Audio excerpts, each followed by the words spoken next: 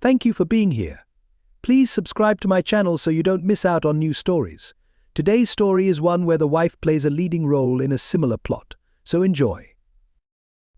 After forgetting to set my alarm, I slept in until almost 8 a.m. Heidi had already left, which worked out for me since I still had to finish searching the house. I called my boss, Albert, the CEO of Smth Company. "Albert, this is Merle. Can I take the day off? I've got some issues at home I need to handle," he responded. "You're not cheating on Heidi, are you?" "No, nothing like that," I said. "How long can I be away without causing any issues?" He replied, "Take a month off and we'll talk after that. Gemma and her assistant arch-hero have been doing so well in your department that you could probably retire now if you wanted." That sounded great. "I should call Gemma and explain what's going on. I'll take care of things," he added. "Relax and enjoy your time off." "Maybe I can convince your wife to stay home more." "What do you mean by that, Albert?" I asked. "Oh, well, you've told me before about all the nights you're alone." Merle, I have another call coming in. Don't worry about anything. Goodbye." It was odd because I had never shared that detail about my wife with him. I made myself some muesli and toast while thinking about where to search next. Should I check the attic, the spare bedroom, or the garage? I chose the attic since the hatch and ladder were just down the hallway. Grabbing a flashlight from the kitchen drawer, I pulled the ladder down. When I climbed up, I found I could stand fully upright beneath the roof ridge. The attic was empty, except for a laptop and a router placed right above our bedroom. A laptop over my bedroom? The screen was dark, but touching the touchpad revealed an image of our bedroom. Browsing through the files, I found a 2 terabytes hard drive with a folder named Daily containing 484 MP4 videos. I was shocked and furious. I opened a file dated 3 weeks ago on a Tuesday. I had been working that day. The camera seemed motion-activated as Heidi walked in and out of the room several times. Then the footage stopped for 2 hours before resuming. When it did, Heidi was dressed in provocative lingerie I didn't recognize, and a man followed her into the room. It was my old friend Spencer. I was frozen in place but managed to regain movement. First, I had to breathe. I closed the video so the bedroom image reappeared on the screen. I descended the ladder, closed the attic hatch, and began sobbing uncontrollably, though without tears. 5 minutes later, after some deep breaths, I headed to the spare bedroom. I was determined to uncover the truth. I quickly searched the dressers, bed, and adjacent bathroom. In the closet, clothes were hanging, and when I pushed them aside, I found a board measuring about 60 x 45 cm screwed into the wall. I recalled seeing a screwdriver on a shelf above, so I grabbed it and removed the screws. Behind the board was a safe, smaller than the hole, with a dial and lever. I tried pulling the lever, but nothing happened. Then I remembered Albert once showing me that if you turned the dial 2 numbers to the right after locking the safe, it seemed locked, but turning it 2 numbers to the left would open it, a trick for the lazy. Taking a deep breath, I turned the dial left 1 number, then another. I felt a click. When I pulled the lever again, the door swung open, revealing stacks of money, bundles of $100 bills. I pulled them out and counted 19 packs, totaling $110,000.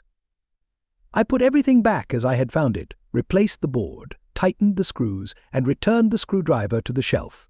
Everything looked just as it had before. I needed to talk to someone who knew about computers and phones, someone like Marie. One also came to mind. I had helped Marie get a job, a green card, and citizenship, plus she had worked as my assistant for a year. I opened my black book, found her contact details, and called her at work. Department, Marie speaking. "How can I assist? Want to run away with a 36-year-old man and never work again?" I joked. "Merle, you never call." "What do you mean by running away? If it's with you, I'll leave today." She replied. "Don't quit just yet," I said. "I need to talk, and I don't have many friends left," she replied. "I'll call Mom. She'll make dinner, and you can tell me everything." "Oh, Merle, I miss working with you so much." "Then why did you ask for a transfer 8 years ago?" I asked. "Let's not discuss this over the phone. I'll text you my new address. I bought a big house when my mom moved here 3 years ago. See you at 6 tonight." She added, "I've got another call. It's Gemma. See you later." I hung up and walked into the bedroom, noticing a piece of paper on the floor near Heidi's dresser. It was a note. "Dear Merle, I left early to help Merit with the property auction in Charlotte. We'll head there today and stay home tomorrow. I'll be home later than usual, but tomorrow is all yours. Love, Heidi, sure, I thought, except I share you with half the city. I pulled out a yellow pad from my briefcase and started making a list of the pros and cons of staying married. One column was titled Stay, I'll forgive her, and the other Go to hell. After listing reasons under each, the results were 2 points in favor of staying and 13 in favor of leaving. Then I made a list of tasks I needed to complete to leave. This took about an hour. My final list included what I wanted to take with me, and I worked through it quickly. Aside from my clothes and personal items, everything else belonged to her. Well, possession is 9/10 of the law, as they say. I made myself a light lunch, a sandwich and chips, and then watched some TV. Around 2:30, I saw Heidi's BMW pull up to the house. Watching through the big window, I noticed she slowed down, probably because she spotted my car parked in front of the garage. She wore a sparkling dress that stopped 8 inches above her knees and 3-inch heels. Her jade-colored eyes, paired with her Caucasian features, were captivating, and her lips were full and appealing. Maria's mother repeated, "You make a good husband, Mom, stop." "What are you both saying?" Maria blushed, lowered her gaze, and whispered something. "What?" "I can't hear you," she repeated. "She says you would be a good husband." I replied, "Mom, that's enough," Maria said, now flustered. Her mother chuckled, saying, "Go eat," and led us to the table. I washed my hands in their small bathroom and then joined them. Throughout dinner, Maria's mother kept muttering something as if someone was listening, while Maria just smiled at me. Dinner was seafood, rice, and green tea. Afterward, her mother urged us upstairs. It was the first time Maria's mother had sent me to her daughter's room. We entered, and Maria closed the door. "Wait, Maria, let me talk first. If you still want me afterward, I'll stay the night," she nodded, and I told her everything, the story of my marriage, my wife's dirty secrets, my plans, my needs, everything I had to say. An hour passed. When I finished, I reached out for her, and she collapsed into my arms, crying, laughing, and kissing me. "Why did you transfer from being my assistant to it?" I asked. "I couldn't work with you anymore. You were happily married, and I wanted to be with you, but it would have ruined everything. I thought I might feel guilty for being with someone else, but I didn't. That evening we made love, and it turned out she was a virgin." The next morning I woke up, got dressed, and went down to Maria's kitchen, where her mother greeted me as the smell of coffee filled the air. She made a huge omelet while I checked my phone for any missed calls or messages. There were none. "Good morning, Merle," Maria said, walking in, dressed in a white robe that revealed nothing but hinted at everything. If it weren't for my urgent tasks, I would have gone back to bed with her. "Maria, can you take next week off?" I asked. "I already did. Tommy, who works nights, needs the money because his wife is due next month. I owe him 3 days when the baby's born. Then follow me to my house so I can leave my car there, and after that we'll head to the Apple store to buy a new iPhone, and then a used car dealer." Ready, her kiss confirmed her readiness. When we arrived at my house, Heidi's car wasn't there. I signaled Maria to come inside with me. She wore another short, tight dress, and while I wanted to stop and be with her, there was too much to do. Bad Merle, I thought. At the end of the hall, I pulled out a ladder and climbed up to check if Heidi had installed any more cameras in the spare room. I opened the safe and saw she had added another wad of $100 bills. Buying the iPhone was simple, and purchasing a large truck was equally easy. We went to a used car lot and found a Suburban with 28,000 miles on it, fully equipped with a towing package. I was about to go into the office when a tall, beautiful blonde in a red dress came out. "Hi, how can I help you?" she asked. "How much for this Suburban?" I tried to sound casual.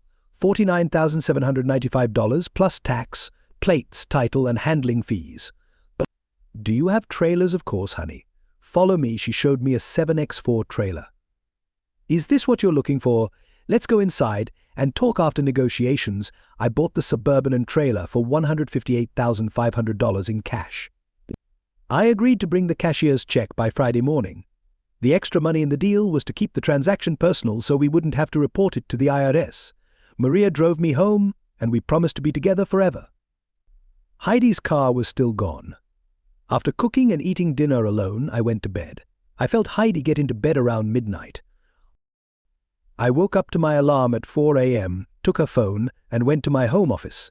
I removed the battery and closed its terminals as Maria had taught me. After placing Heidi's phone back on the charger, I returned to bed and slept until my second alarm went off at 6:30. Heidi was still asleep. I got up as usual, prepared for work, and made myself a bowl of oatmeal and a cup of coffee. While in the kitchen, I heard Heidi call out, "Merle, Merle, yes, darling, thank God you're still here. My phone isn't working." She walked into the kitchen, shaking her phone and frantically dialing numbers. She handed it to me and I pretended to care, repeating her actions. "It's dead. How about I take it to the Apple store and get you the latest model? They can transfer all the data from your old phone to the new one via memory cards, and everything will be the same. I'll take the day off and handle it for you." "But I need my phone." "Can't we just put my memory card in your phone?" "No, honey. I have a Samsung, and you have an iPhone. You can use my phone today. It's Thursday, your lightest work day, right?" "Oh, well. Yes, that should work." We exchanged numbers, and she looked like she was about to cry. "Maybe on Sunday we can go somewhere, spend some time alone, and talk." I muttered something unintelligible, shrugged, and left. I went to a local cafe for breakfast, then headed to the Apple store. I left Heidi's still functional iPhone along with the new one for data transfer with an Apple technician. Outside, I sat on a bench, enjoying the sunlight and thinking about Maria. About an hour later, the technician waved me back in, having completed the job. I signed Heidi up for a new plan, paying for a year in advance. Afterward, I went to a different bank than usual and opened a new checking account. Then I headed to FCO and went into HR to change the beneficiary on my insurance policy from Heidi to Maria. I also updated my direct deposit to the new account. My final task for the day was a conversation with Albert. When I entered his secretary Marjorie's office, her expression revealed her surprise. "Merle, Albert wasn't expecting you today." "No, I was running errands, stopped by HR and figured I'd check in on Albert for a moment. Is something going on?" "No, Merle, I'm sorry. Nothing's happening, you just caught me off guard. Albert mentioned you were taking a month off. You don't usually use all your vacation days." "Let me see if he's available." She pressed the button on the phone. "Albert, Merle White would like to see you. Let him come in." When I arrived at Albert's office, he opened the door and shook my hand. "Merle, come in." "Can I get you anything? Coffee, tea?" "Sprite, I'm fine." Albert closed the door. "Have a seat, Merle. How can I assist you?" "When we spoke on the phone Tuesday morning, I had a feeling you were holding something back." "What's going on? Is there something I should know?" "Merle, nothing's happening." "Albert, speak now." "Okay, well, Gemma was planning to leave and the council didn't want that, so they decided to promote her to your position and give you her role." "Wait, slow down, Albert. Start over." He explained again, more carefully this time. "The gist was that my vacation came at the right time. My name had already been removed from the office door, though a new role hadn't been made for me yet." "Calm down, Albert. If you can't find me a job, I'll retire, sell some shares, and live on an island." "How many shares do I have?" "I'm not sure." "Albert, you're a numbers whiz. You know how many shares everyone bought." 250,000 shares. That wasn't so difficult. What's today's price? $21.56 at the open. What's that worth? $383 million. I guess I won't be homeless. Can I sell some? I need a new vehicle. How about 10,000 shares? I'll buy them from you with my reserve account and write you a check today. Perfect. Now, tell me about Heidi. You gave something away when you mentioned her on the phone. Albert sat motionless, staring at the floor. "Albert, tell me. I know more than you think."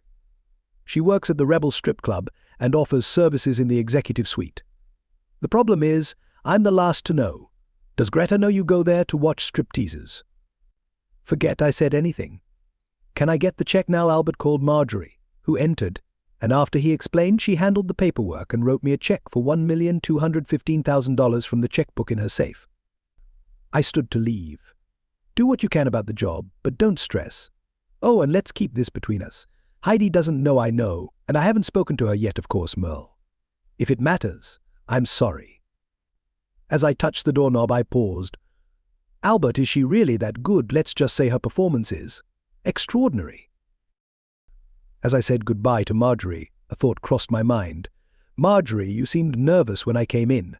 Have you been speaking to Heidi?" "Merle, why would you think that?" "Thanks, you just answered my question. Tell Heidi I said hi." Maria and I spent the rest of the day making a clone of Heidi's old phone. Maria transferred all the data from the SIM card to the cloud, so everything Heidi sent or received via SMS would be mirrored on both her new and old phones. I kissed Maria and went home for dinner. My wife was cooking, so I washed my hands and we had a pleasant meal our last. While clearing the dishes, she asked about her phone. I pulled it from my jacket pocket and handed it to her.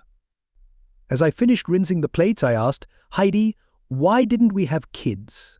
We were both tested she wasn't there." I looked down the hall and saw the bedroom door closed. I lay on the couch with her old phone and began reading through her text messages.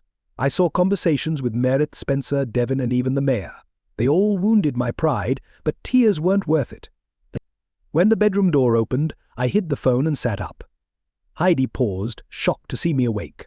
She had changed into a dress and held her purse and car keys. "Where are you going?" "It's pretty late. I always go dancing on Thursdays." "Don't you think it's time you spent with your husband? Remember me?" "Merle, honey, Meredith is waiting for me. I can't let her down, really. But it's okay to let your husband down, whatever. Where's my phone?" "Merle, watch your tone." She pulled my phone from her purse and handed it to me. I grabbed it roughly and turned away. When she didn't leave, I snapped, "What are you waiting for?" "Christmas. Go. Don't keep poor Meredith waiting." She rushed out, slamming the door. Friday morning, I woke up late. Heidi wasn't in bed, and her side was untouched. She must have slept elsewhere again. After breakfast, I went to my new bank and deposited the check from my share sale. They should have spoken to Albert before issuing me a cashier's check for the Suburban. I picked up Maria, and we went to get my new used car. We drove back to her house, and I parked the Suburban and trailer behind the barn. Then we went back inside and ended up in bed. At 6 we kissed, and I headed home. Tomorrow was moving day. I made dinner alone again and went to bed. Just as I was drifting off, Heidi called me. "Merle, Meredith and I are in Charlotte. Debbie Messer's husband was hit by a drunk driver, and we're here to support her. I probably won't be back until Sunday morning, if that's okay." I mumbled something, but she didn't hear and hung up. I don't know any Debbie Messer, and honestly, I didn't care anymore. Now fully awake, I dressed and started erasing my presents from the house. I packed all my clothes, leaving the suits on hangers. I packed 12 pairs of shoes and boots and boxed up my toiletries. There was nothing left for me in the master bedroom or bathroom. I carried everything to the garage, which had plenty of room since we hadn't parked there in ages. In the kitchen, I pulled out my grandmother's recipe folder and sifted through every file, book and paper, searching for something else. I left the drawers open and papers scattered, wanting her to realize that things had changed drastically. I opened my briefcase, tucked the manila folder inside, grabbed a yellow legal pad, and wrote 2 notes and a brief letter. "I'm leaving you money in the safe. You earned it through hard work. And I don't want you to be left with nothing. The fool you made a cuckold of has taken the gold coin but left the diamonds. I like the coin. I don't like you. P.S. Check the top drawer, you're a liar. How many of our 16 years of marriage have you cheated on me? How often was I second, if I wasn't? Odd enough. Why didn't you speak up? If we weren't married, I might have enjoyed watching you and Meredith, but now it just makes me sick. When you get your divorce papers, take them to a lawyer, not the person bailing you out. Sign them and send them back. At least now. I understand why you never got pregnant. You couldn't ruin that flawless body with a screaming baby just to satisfy your clueless husband. I'm only 36, so maybe I can still find a woman with real values who will love me and want kids. 16 years lost forever, and I'll never get them back. Just pretend I'm dead. Sincerely, the fool who said yes to you." I placed the notes in the safe, the jewelry box, and the letter in her drawer. Then, I wandered around the house, checking for anything else I might need. After that, I undressed and went to bed. My phone rang and I groggily searched for it, finding it on the floor. "Hello, hey honey, did I wake you? It was Maria."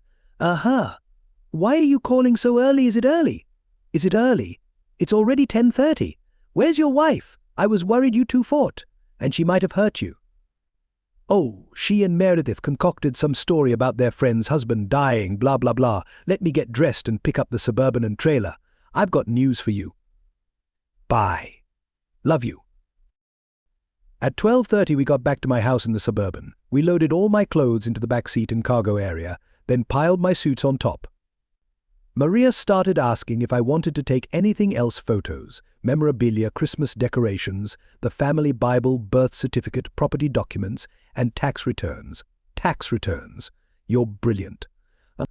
We went to my office and I pulled out the 20x5 cm metal box where I thought all our tax returns were stored. What else? Your laptop in the attic. Oh, let me grab it while you check your closet. She used the hook to lower the attic ladder and grabbed a flashlight from the kitchen drawer by the fridge. I headed to the closet and began pulling out boxes. Holy saints! How could I forget this one box contained mementos left to me after my mother and grandmother passed away. Another held my grandmother's silver cutlery and tea set. A third box had 4 silver cups that belonged to my great-grandmother, along with a soft case containing 8 more silver cups likely belonging to my great-great-grandmother. I glanced around, but Maria was still in the attic. I loaded all the silver and a box of personal items into the trailer and locked it up. When I returned, Maria was just pulling the attic stairs back up. I walked over and kissed her. "Wait till you see what I found," I said. "Why did it take so long?" "Sorry, I wanted to make sure I could bypass any password." She held the laptop in her left hand and pulled a flash drive from her pocket. Seeing the mess in my office, she shook her head. "Hey, I don't have to clean it up," I teased. I kissed her again, and she smiled. "You'll still kiss me when I'm pregnant, right? Of course, that's enough talk, let's go practice." We got into the car and drove off. As we were leaving, I spotted a police car driving down the street. I parked, jumped out, and waved them down. They stopped, and the blonde sergeant in the driver's seat rolled down the window. Her partner was a large man sitting beside her. But "Good afternoon, officers. I'm breaking up with my wife, and I made a bit of a mess while getting my things. She won't be back until tomorrow morning. And I'm sure she'll take it badly, probably call you guys. It just hit me that I should have given you a heads up. Is there anything I can do to stop her from wasting your time?" The man pulled out a PDA and asked for my driver's license. I handed it over, and he scanned it. The sergeant glanced at the laptop in Maria's hand, and her expression turned sympathetic. "Oh God, I'm the only one in town who didn't know," I said, tears stinging my eyes. I felt pathetic. "Mr. White, we're sorry we can't file a formal report, but we'll inform our shift supervisor." "It's okay, sir. You're doing the right thing by leaving. Take care." We watched them drive off, then got back into the car, and I shifted gears toward my new home. We didn't talk much on the way. Maria just held my right hand. When we arrived at her place, I asked, "Is there a spot for me to stay?" "Of course, sweetheart, that barn right in front of us. You can park inside, and we'll throw a mattress in the back of the Suburban. We can even hook up a garden hose for a shower stop. I'm ticklish," I said, as I tickled her under the arms. "If I sleep there, so will you?" I teased, stopping my tickling. She kissed me. "I'd sleep with you, even in a filthy trash can," she said before kissing me again. We carried my clothes into her room, leaving the boxes in the dining room. As I brought in the last box, Maria's mother came downstairs, speaking quickly, her eyes flashing with anger as she waved her hands. But when I opened the case with the silverware, her expression changed. She said something admiringly that I didn't understand. Maria translated. She says to put everything on the table. Once all 4 sets of silver were arranged on the table, Maria's mother fell silent, circling the table with small steps, lightly touching the silver pieces. Maria and I stood by, quietly watching her. After a few minutes, she spoke again, waving her arms. She says to clean your room, put that box in her office, and get the other 2 boxes out of the house. Maria translated. I took the empty boxes outside and tossed them in the trash. Upstairs, in Maria's room, I saw she had already hung all my clothes in the closet and was putting my folded clothes into the drawers. "Go help Mom. We need to go shopping for you. You have no style, no cheek. Mom says to put away the boxes, and I say your clothes are terrible," Maria teased. After getting booted from the room, I went to check on her mother. She had a jeweler's loupe and was examining the cutlery. When she noticed me watching, she beckoned me over. "Come here," she sighed. "Where did you get this? Where did I get this?" I stammered, drawing on my school French. "From my mother's great-great-grandmother." I hoped that made sense. Maria called for me again. "Merle, I need you." I hesitated, but Maria's mother waved me off. "Merle, we need to go shopping. Your underwear and socks are awful, most of your casual clothes are passable, and your suits are well tailored, but you still need new clothes." "Fine, let's do it your way," I said. She grabbed the keys and we drove to Macy's. 3 hours later, I had new boxer briefs, t-shirts, socks, 6 pairs of casual pants, and several shirts. I took everything to Maria's room, but she pushed me out, so I went looking for her mother. I heard her scream and caught the word silver in her cry. All the silver was still on the dining table, so we ate at the kitchen table instead. Maria served me a plate of chicken, vegetables, and rice. She and her mother conversed loudly in Vietnamese, a language I couldn't understand. After finishing my second helping, I put the dishes in the dishwasher and went into Maria's office to set up the laptop. It loaded quickly without requiring a password. Out of curiosity, I explored the directory and discovered numerous video files organized by date. Before watching them, I created several folders: no intimate night with me, intimate with unknown, intimate with famous. A night with Spencer. I was determined to understand Spencer's involvement in all this. The most recent file had no intimate video for 21 days, and then there was one with Spencer, but still no night. I didn't watch the entire videos, just quick 30-second segments to sort them. After about half an hour of sorting, Maria's mum came in and said, "Let's go." She went to the living room and sat in a chair, motioning for me to sit on the sofa. Maria and I sat down, waiting. Mum began speaking, and after about 20 seconds, Maria responded angrily. They started going back and forth, their voices rising with each exchange. I couldn't handle it any longer, so I jumped up, shouting, "Stop." Tears filled Mum's eyes, and Maria was crying too. "Maria, can you explain what's happening briefly?" I asked, offering her a handkerchief. "It's about the silver," Maria replied. "Please translate for me," I said, turning to her mother, gently wiping away her tears with the handkerchief. I kissed her forehead, took both her hands, and said, "Mom, I won't allow you and Maria to speak to each other in anger. I may not be from here, but I understand family traditions. I know a bride's dowry is important in your culture. While I haven't asked Maria to marry me yet, because I'm still married. I'll be seeing a lawyer tomorrow. Please accept my family's silver as a gift for allowing me to stay here. When the time comes to pay a dowry, I promise you'll have everything I possess now and in the future. You are my mother now, and I'm proud to be considered your son-in-law." Mum gestured for me to sit in her chair. She spoke briefly to Maria, then turned to me and said a few words. When she finished, she kissed me on the forehead and both cheeks, then smiled while gently tugging my ears. She nodded toward Maria, who was still crying. Maria stood up, and we embraced tightly. "Mum says she accepts your gift, but there will be no dowry. You'll marry me and give her lots of grandchildren. She also said they'll probably inherit your big ears," Maria said, smiling. "It's time to sleep," she added. I quickly headed toward the stairs, ready for rest. The next morning, Maria woke me with a kiss. "I'm heading to work now. I'll be back around 6. Don't worry while I'm gone," she said before leaving. After getting up, I went downstairs, where Maria's mom had made me breakfast: Vietnamese scrambled eggs. After tidying up, I called the law firm that had represented my father and 3 previous generations of the White family. After a brief hold, my father's last lawyer answered the call. "White, how are you feeling, son?" "I'm okay, I guess. Well, maybe not so great." "Merle, call me Lee." "So, what's the problem?" I told him my sad tale, condensing 16 years into a 10-minute summary. "I'm in court this afternoon and tomorrow, but we can meet in my Charlotte office at 9 a.m. on Wednesday. Does that work for you?" "Yes." "And can I bring someone with me for support?" "Of course. Anyone's welcome. I'll transfer you to my assistant, Tyler, who'll let you know what to bring." "Hold on."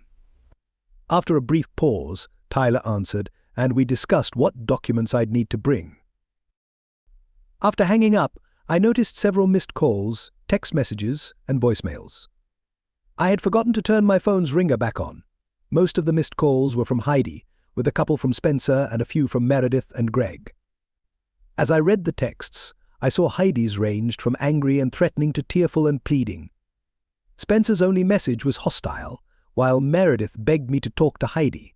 The voicemails echoed the texts, except for one from Albert asking about the hornet's nest I had stirred up. I resumed sorting through the video files, most of which didn't contain intimate content.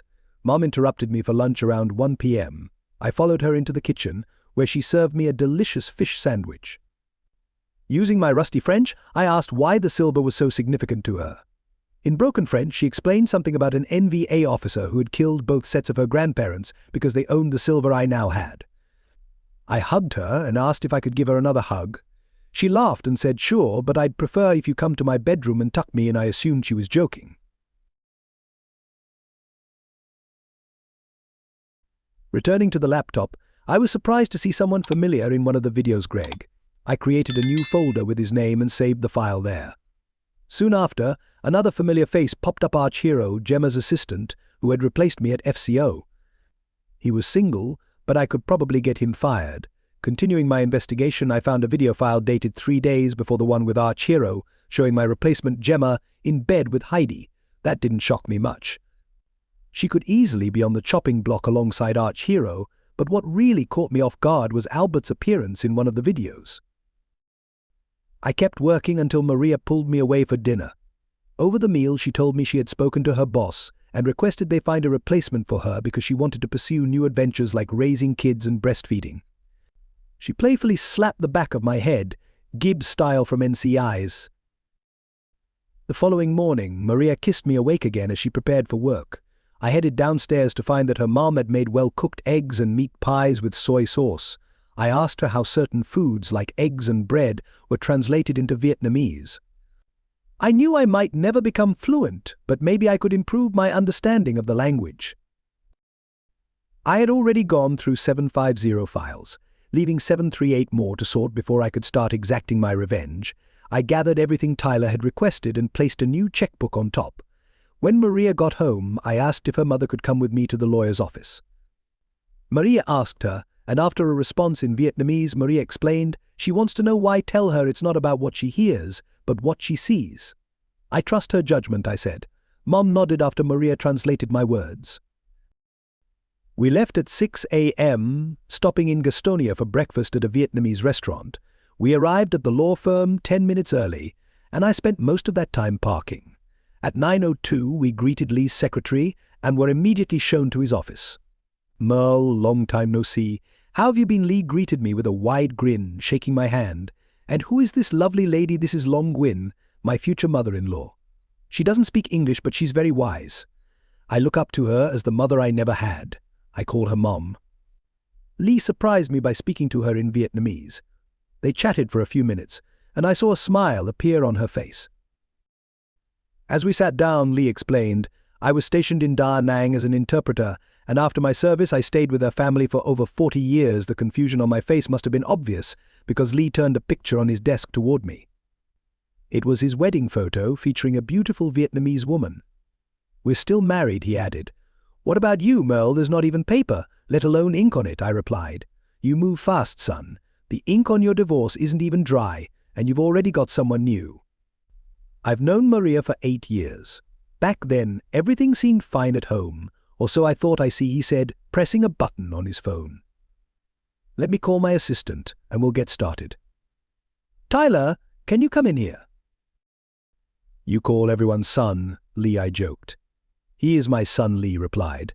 I got 2 sons and a daughter. I'm still working at 69 because of my daughter's wedding, he grinned. Oh, I responded, realizing the meaning of his words.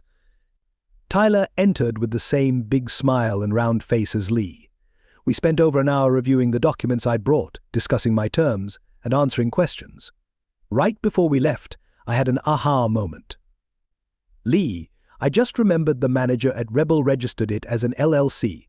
It's called Customer Perquisites LLC. Lee made a note, saying, okay, it may not be important, but good to know. On our way home, I felt good about the new direction my life had taken. On Thursday and Friday, I reviewed and sorted more MP4 files. Just one more day, and I could move on to the next stage: revenge on my enemies. When Maria returned Friday evening, I could tell she had good news. Guess what? You're pregnant, I teased. Not yet, silly. They've almost hired my replacement. He has to give notice, and I'll need to spend a week training him. Ore. I'm so excited. Maria grabbed me, and we danced without music, just full of love. I want to go out for dinner and dancing. There's a restaurant and club on the edge of town I've never been to. Let's go. We dressed up, went out, and had an amazing evening. I woke up early Saturday, eager to finish sorting the remaining files. Maria wanted to help, so I copied the Spencer video onto a flash drive. If you have software that can convert speech to text, that would really help, I told her. While she worked on her desktop, I continued on my laptop. After lunch, we kept working, and by 4:15 I was done. Merle, I've transcribed 6 out of the 20 files. You don't need to see any more to realize this man is scum. On Monday, you'll start your revenge, beginning with him. I took the pages she handed me and read them. Once I finished, I shredded all the documents. You don't need to transcribe any more. Spencer must vanish from my life forever, I said. We ate Maria's dinner since Mom had plans with Duane. The next morning, Maria made breakfast while I read the Sunday paper. We spent the day sunbathing, thinking of baby names, and planning the wedding. I slept until 8 a.m. on Monday, and by then Maria had already left for work. I was wandering around the house when the phone rang. It was Lee. Hey Mel, we've prepared everything just the way you wanted. With the reasons for the divorce and the videos you have, you can use those as leverage if she refuses to sign. But I can't handle that for you, it might look like coercion. Also, I discovered that for the past 6 years, your taxes were filed as married but filing separately. Did you know about that? No, but nothing surprises me anymore. She's been handling our taxes for about 6 years, saying she was doing her part for the household. Even the IRS knew her secret before I did. I've got a few questions. When should I file? And when do you want her served? Serve her as soon as possible.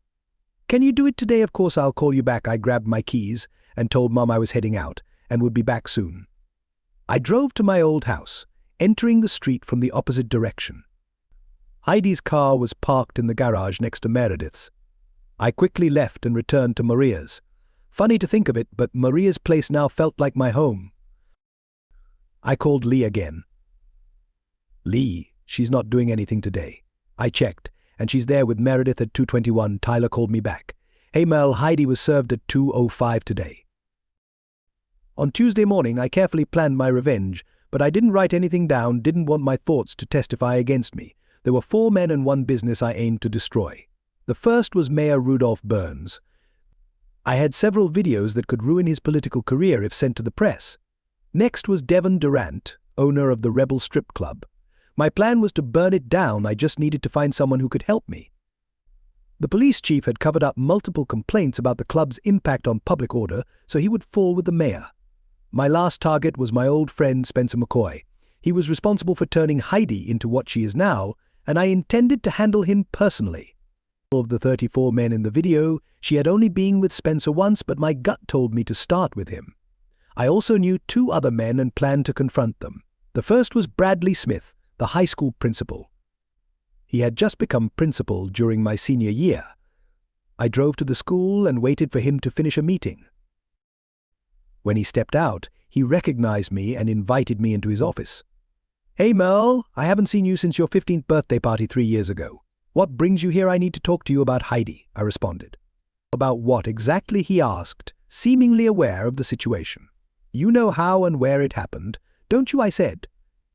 Spencer McCoy approached me about a year ago, seeking advice on some personal issues. We got into his car, and he took me to Rebel. I had never been there before, so I wasn't suspicious.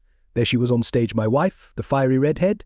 Spencer paid for a private dance in the back room, and I followed her in after finishing my drink. As soon as I sat down, I blacked out. When I came to, I was back at school, and Spencer was holding an ammonia capsule under my nose. He showed me a candid shot of her with me. He didn't wait for my reaction, just told me he wanted $1. $500 in cash every month, delivered to his house on the 1st of each month. I've been crying ever since. What about my house? Bradley asked, confused. It was strange. Heidi, or the fiery redhead, called me one morning and invited me over. When I knocked, she pulled me inside, and we spent the night together. Afterward, she told me to get dressed and leave. I haven't seen her since. Maybe she thought Spencer didn't get his money's worth at Rebel, he said. I told him to hang tight and stay alert. The next person I needed to speak with was David Van Ark, my neighbor, an art gallery owner, and a talented artist. He lived just 3 houses down from me with his wife Patina. Driving my Suburban, I parked in front of their house and approached the porch. After ringing the doorbell, I admired the flowers Patina had planted in the yard. Hey Merle, come on in, Patina called. David, Merle is here. I stepped inside and saw Patina, still stunning even though she and David were both over 50. Merle, it's been ages. How have you been? David greeted me warmly. Not my best week, honestly. I need to speak with you alone. We can talk in my studio, David said. Walking into the studio, I was hit with a sensory overload. Vibrant colors and the scent of fresh flowers filled the room. My conversation with David went similarly to my talk with Bradley, except that David had been paying $1,500 a month to Spencer. That's why I've been painting so much lately, David admitted. I need to replenish the money I've been taking from our travel fund without Patina noticing. Just then, Patina entered the studio walking toward David. Spencer was here 2 weeks ago, talking about your mistakes and how you visited Merle. He thought I'd be so mad I'd want revenge with Knight. He miscalculated. I tried to tell you, but I was afraid you'd hurt him and land in jail. David started to cry, and Patina hugged him. I reassured them both that I would handle Spencer and that I'd return their money. Spencer will be the first to fall. The next morning, I compiled a package of evidence for Sarah, Spencer's wife. As I drove past my old house, I saw Heidi's and Spencer's cars parked side by side in my driveway. This would help my case. I snapped a few photos of their cars together, just in case Sarah needed further proof. I then headed to Spencer's house. A Ford Taurus was in the driveway, and there was a for sale sign on the lawn. With the package in hand, I walked up to the front door, which was slightly ajar. "Sarah, are you here?" I called out. I heard the sound of heels clicking on the hardwood floor, and Sarah appeared around the corner, smiling. "Oh, where have you been? It's been so long." "How's Heidi?" she asked. "She's fine. Why are you selling the house?"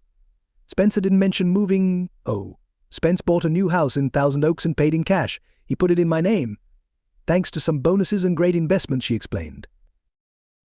"I need to talk to you. Spencer's in big trouble." I sat her down and told her the whole story, briefly. When she mentioned Spencer's computer was still in the house, I played a video file showing him and Heidi in my bed after their encounter, saying terrible things about both Sarah and me.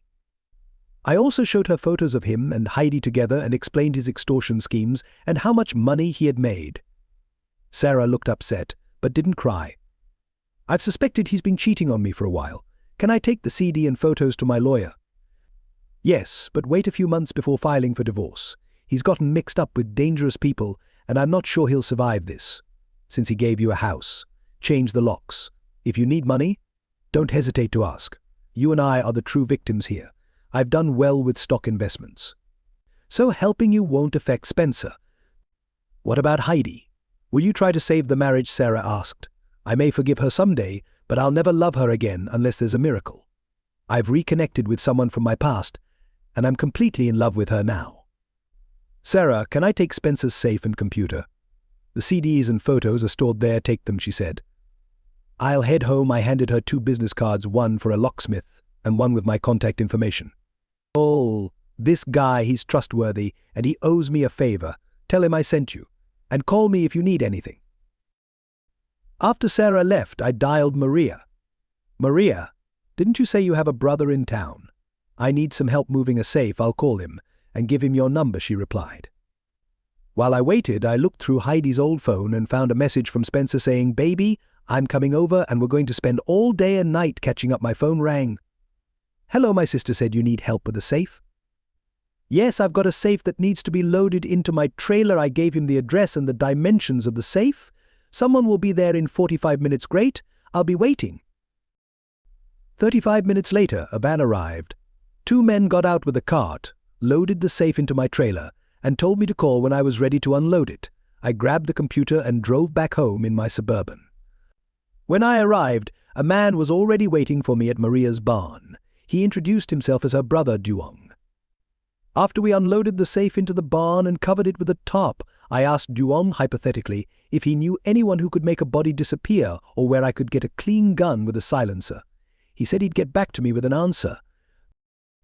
Returning to the barn, I examined the safe. People can be so foolish. Spencer had taped a scrap of paper with the combination to the back of it. Upon opening it, I found more photos, CDs, personal documents, a will, and a stack of cash totaling $96,541. I left the money but burned the photos and CDs. I packed the personal papers to give to Sarah. My phone rang. It was Duong. "Can this happen tonight?" he asked. "Yes," I answered. He gave me an address and instructed me to drive my own car, not the Suburban, and to bring $120,000. I told my mom I was heading out and took $122,000 of Spencer's money with me. I drove to the location they provided, which turned out to be a shopping center parking lot. After parking, a van pulled up next to my passenger door. Duong got into my car holding a packet. "This is what you asked for," he said, handing me the packet and a piece of paper. I handed him 2 bundles of $100 bills wrapped in newspaper. "Follow the instructions exactly," he said before getting out of the car, and the van drove away. I read the instructions and headed toward Spencer's house. Just before arriving, I called Spencer, hoping he was preoccupied. "Spence, I'm at your place. There are 3 guys here with a truck, and they're loading your safe into it." "What?" "Stop them." "How?" "It's 3 against 1. "Okay, I'll be right there," he said. I parked in his driveway and turned my car to face the road out of town. About 15 minutes later, Spencer's car came screeching around the corner and slid into the driveway. He got out, and I yelled for him to get in my car. They just left. "Sit down," he believed me and climbed into my car, fuming. As I drove out of town, Spencer cursed and grumbled, complaining about how unfair everything was. I stopped 100 feet from the dump, and he suddenly fell silent. "That's the truck that took your safe," I pointed out. "Drive through the gate," he demanded. I pulled in and followed the lane marked with a sign that said, "Confession is good for the soul." I drove down until I reached a clearing with a crane overhead and parked. "Is this where my safe is?" Spencer asked. I stepped out of the car, closing the door behind me, and leaned through the window, holding a .22 pistol with a silencer. He hadn't noticed I was wearing a vinyl glove on my right hand. The shock on his face was immediate. "Spencer, I'll ask the questions and you'll answer. Mess with me and you'll regret it." "Nod if you understand." He hesitated, but when I moved my right hand, he nodded more vigorously. "Good. Did you install a laptop above my bedroom ceiling with a camera hidden in a smoke detector?" Yes," he stammered. "No buts." "Did you blackmail Heidi into sleeping with you by threatening to expose her actions to me? Yes or no?" He sighed and lowered his head. "Yes." "How many people are you blackmailing for their intimate misdeeds?" "About 60, he admitted. "Does Sarah know?" "No, please don't tell her." "Final question, why do you hate me so much?" "Because she's too good for you, Merle.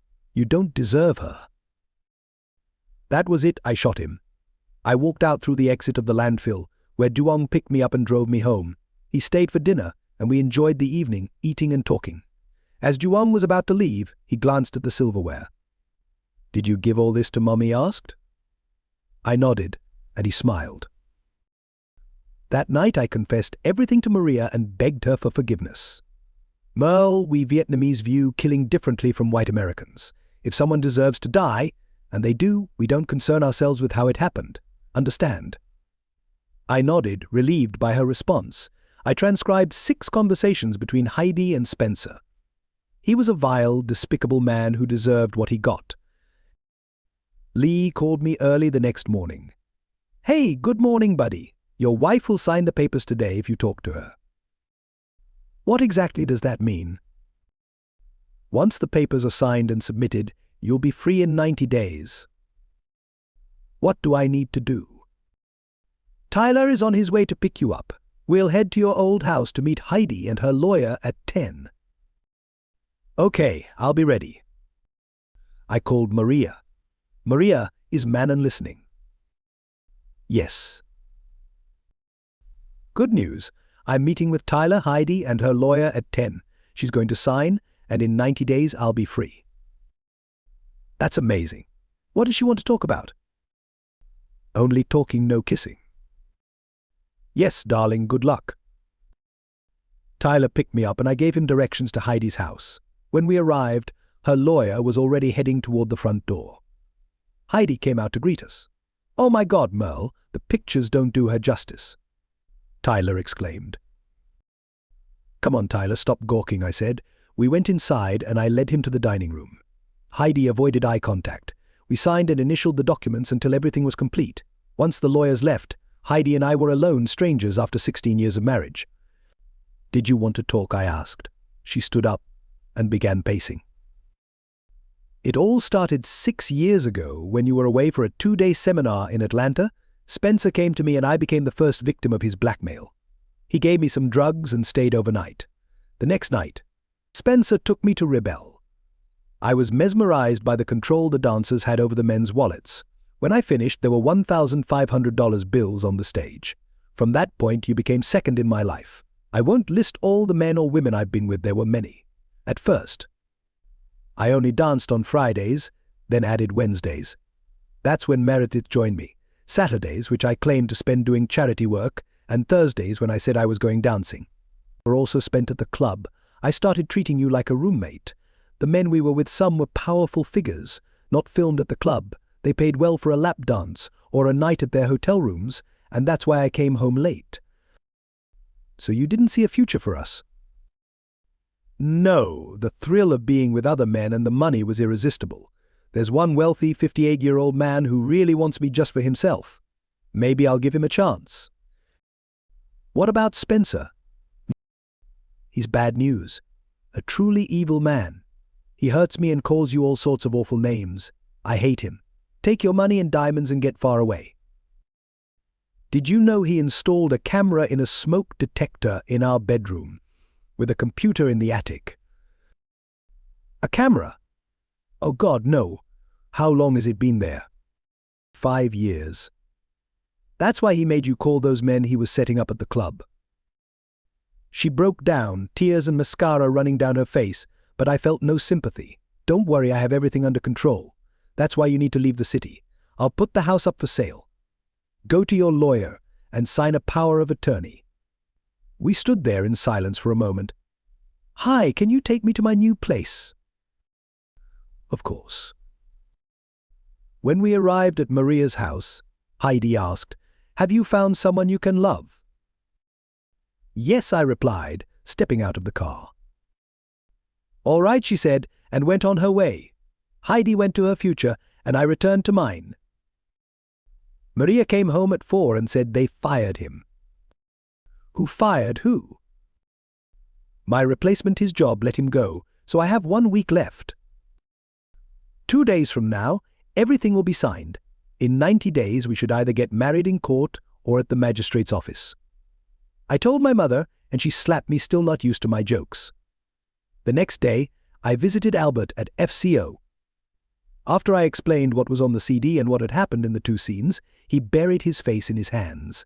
That clarifies some of the rumors I've heard about Jim. Can you go back to your old job? I chuckled and left by myself. Margar was pretending to talk on the phone when I returned to my SUV. I called Sarah and told her I needed to meet. She invited me over, so I drove to her apartment complex. After passing through security, I parked in her driveway.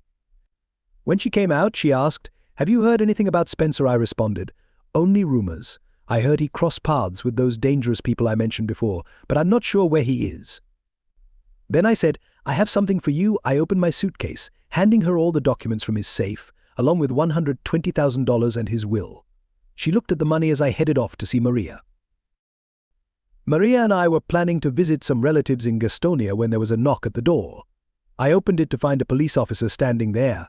I invited him in and led him to the living room. "How can I assist you, officer?" I asked. He explained he was investigating the disappearance of Spencer McCoy, who went missing yesterday, and that I had been seen with him at his house. I replied, "I've known him for a long time, but I haven't always treated him well. He constantly treads the line between legal and illegal and illegal." I told him that I went to Spencer's house and the front door was open. I called Spencer to inform him, and he said he'd arrive soon. 15 minutes later, he showed up, furious because his safe was missing. There was a piece of paper on the table, and after reading it, his mood shifted from anger to fear. He asked me to drive him out of town, and I agreed.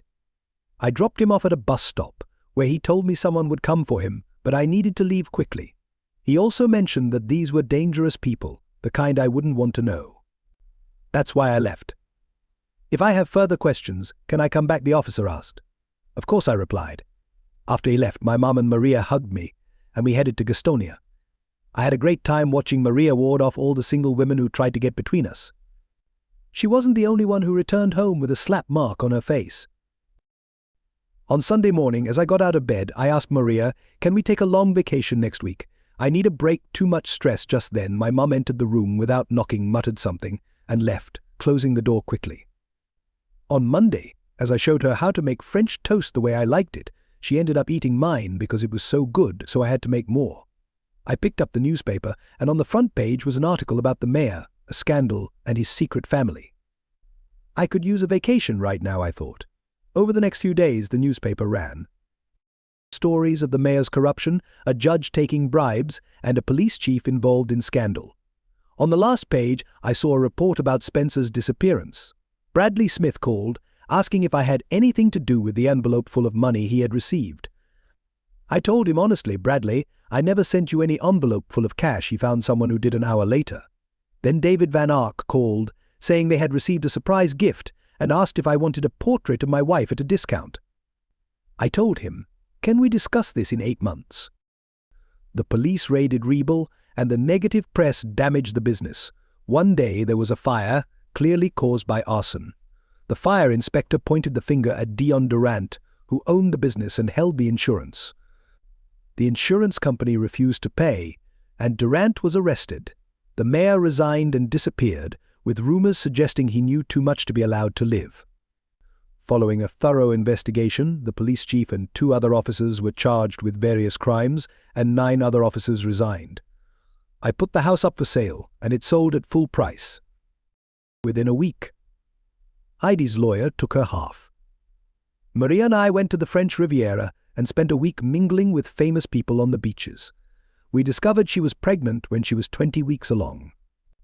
After a doctor's visit, I sold more shares, and we flew to Sandals, an adults-only resort. I booked us 28 days in a waterside cottage. On the 7th day, after a clothing-optional canoe trip, we returned to find someone lying face down on one of our sun loungers. Soon after, Maria and I got married when she was 8 months pregnant, and David Van Ark painted a portrait of her in bridal lingerie, her belly round with pregnancy. What's your take on this story? It seems to me that my husband went into the attic to look at those incriminating tapes for a reason. What do you think? Let me know in the comments. See you there.